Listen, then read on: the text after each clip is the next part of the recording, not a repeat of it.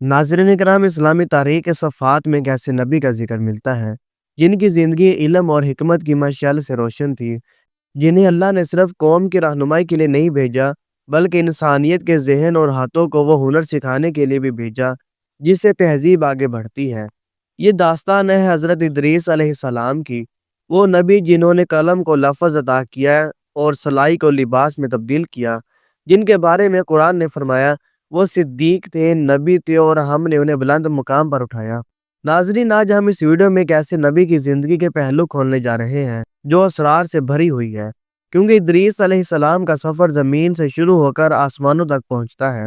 اس video میں آپ جانیں کہ انسان کا پہلا دور جب تہذیب اپنے ابتدائی قدموں پر تھی، ادریس علیہ السلام کی نبوت کن حالات میں انہیں مبعوث کیا گیا، وہ کون سی ایجادات تھی جنہوں نے انسان کو ترقی کی راہ پر ڈالا، فرشتوں کے ساتھ ملاقات اور آسمانوں کی سیر کی حکمت، وہ عظیم سفر جس نے انہیں رفعت کا نبی بنایا، ان کی قوم نے کیسا رد عمل دکھایا، ادریس علیہ السلام کی آخری منزل اور قرآن کی آیت میں ذکر ہونے والا بلند مقام۔ یہ محض تاریخ نہیں بلکہ انسانی ترقی کا وہ مرحلہ ہے جس کے بغیر دنیا ترقی یافتہ نہیں ہوتی۔ تو آئیے وقت کی اس کھڑکی کو کھولتے ہیں اور دیکھتے ہیں کہ کیسے ایک نبی نے انسانیت کو جہالت کے اندھیروں سے علم کے نور تک پہنچایا۔ ناظرین کرام، حضرت آدم علیہ السلام کے بعد انسانیت ابھی سادگی کے دور میں تھی۔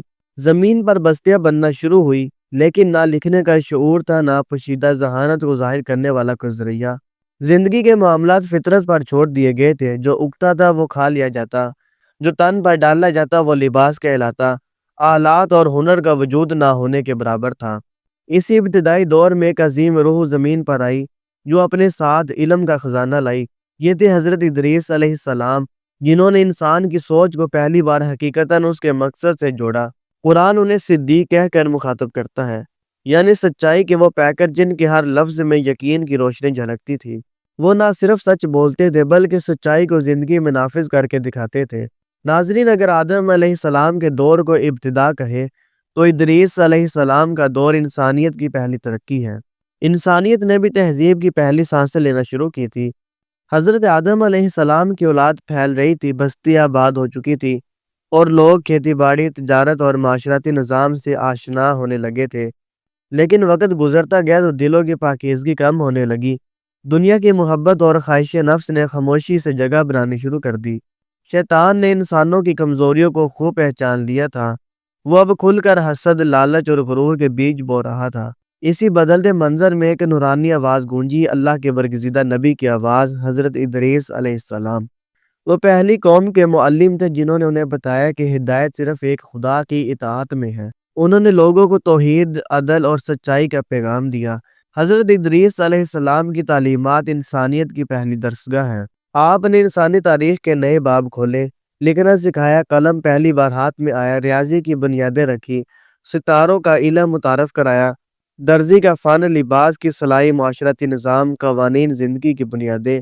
قوم نے دیکھا کہ یہ نبی صرف باتیں نہیں کہتے بلکہ علم اور حکمت کے معمار ہے، مگر جہاں نور ہو وہاں اندھیرا بھی سر اٹھاتا ہے۔ دنیاوی طاقت رکھنے والے کچھ لوگ ان تعلیمات سے گھبرا اٹھے، وہ اپنی خواہشات کے غلام تھے، وہ چاہتے تھے کہ لوگوں پر ان کا راج قائم رہے۔ انہوں نے کہا، یہ ہمیں کن اصولوں میں جکڑ رہا ہے، ہم اپنی زندگی خود گزاریں گے۔ اسی لمحے سے حق اور باطل کی پہلی علمی اور فکری جنگ شروع ہوئی۔ حضرت ادریس علیہ السلام نے ان سے فرمایا، طاقت دولت سے نہیں، کردار کی بلندی سے آتی ہے۔ اللہ کے آگے جھکنے والا ہی اصل میں بلند ہوتا ہے۔ یہ دعوت ایک تہذیبی انقلاب تھی جو انسان کی دنیا اور آخرت دونوں سنوارنے آیا تھا، لیکن شیطان یہ کیسے برداشت کرتا، اس کا اگلا وار اور زیادہ خطرناک تھا۔ حضرت ادریس علیہ السلام کی دعوت نے جہاں کچھ دل جگمگائے، وہیں شیطان کی آگ بھڑک اٹھی۔ وہ جانتا تھا کہ اگر لوگ علم اور ایمان دونوں پا لیں تو اس کی فریب کاری کا پردہ چاک ہو جائے گا، لہٰذا اس نے نئی چال چلنے کا فیصلہ کیا، ایسی چال جس نے انسان کے دل میں خود پرستی اور خواہشات کے دیوتا پیدا کر دیے۔ پہلے اس نے انسان کو مال پر فخر کرنا سکھایا، دیکھو تم نے یہ سب خود کمایا ہے، کسی خدا کی کیا ضرورت۔ پھر اس نے حسد کے تیر چلائے کہ کیوں کسی اور کی عزت، کیوں کسی اور کی برتری۔ پھر دنیا کی آرائش کو خوبصورت بنا کر دکھایا اور لوگ دھیرے دھیرے نیکی سے دور ہونے لگے۔ علم جو انسان کو آسمانوں کی طرف اٹھانے والا تھا، اب اسی علم کے ذریعے فریب، جھوٹ اور ناانصافی نے قدم جما لیے۔ یہ وہ دور تھا جب نیکی اور بدی کا فرق دھندلا ہونے لگا۔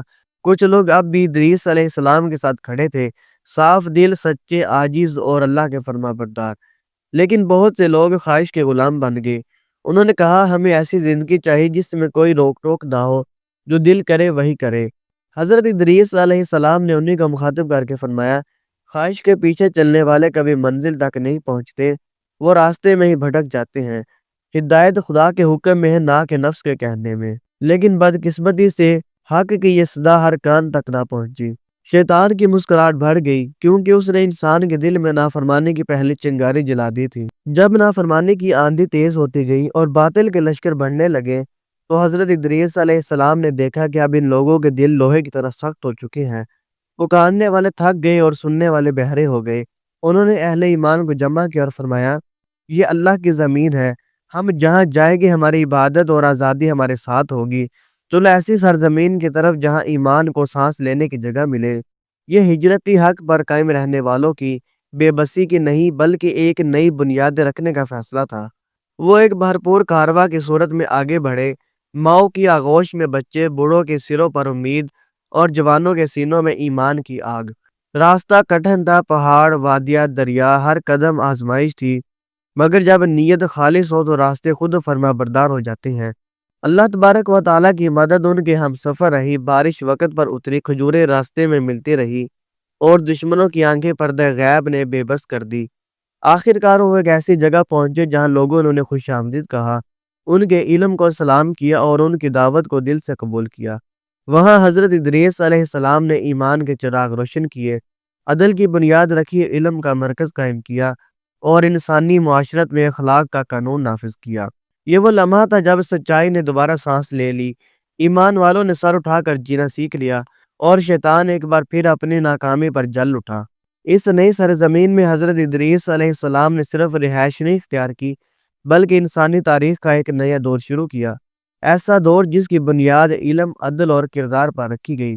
انہوں نے فرمایا کہ جو قوم علم چھوڑ دیتی ہے وہ اندھیرے میں گر جاتی ہے، اور جو عدل کھو دے اس پر ظلم کا سایہ طاری ہو جاتا ہے۔ چنانچہ انہوں نے لوگوں کو لکھنا سکھایا۔ قلم کی نعمت ادریس علیہ السلام کے ذریعے دنیا کو ملی۔ الفاظ نے سوچ کو شکل دی، خیالات نے علم کو جنم دیا، اور انسانیت نے ترقی کی پہلی سانس لی۔ پھر انہوں نے بنتے پناہی یعنی کپڑا سینے کا طریقہ سکھایا۔ اب لوگ درندوں کی طرح کھالوں کے بجائے اپنے ہاتھوں سے بنے ہوئے ملبوسات پہنتے۔ یہ تہذیب کی بنیاد تھی۔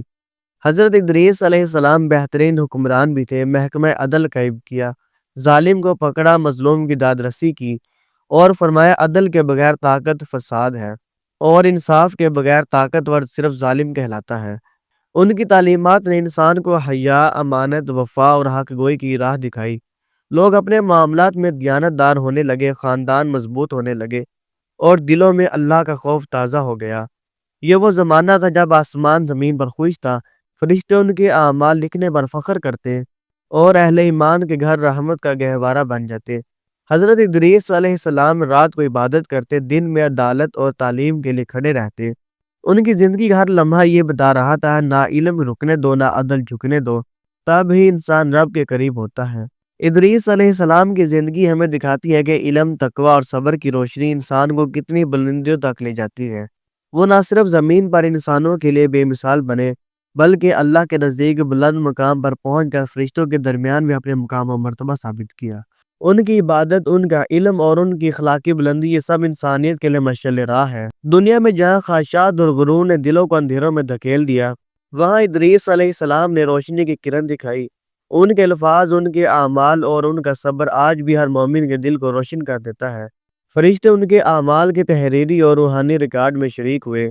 اللہ تبارک و تعالیٰ نے ان کا مقام بلند کیا تاکہ ہر نیک انسان یہ سمجھے کہ ایمان اور علم کی راہ کبھی ضائع نہیں جاتی۔ ان کی زندگی ایک پیغام ہے، حق کے راستے پر ثابت قدم رہو، چاہے دنیا تمہارے خلاف ہو، کیونکہ اللہ تبارک و تعالیٰ تمہارے ساتھ ہے۔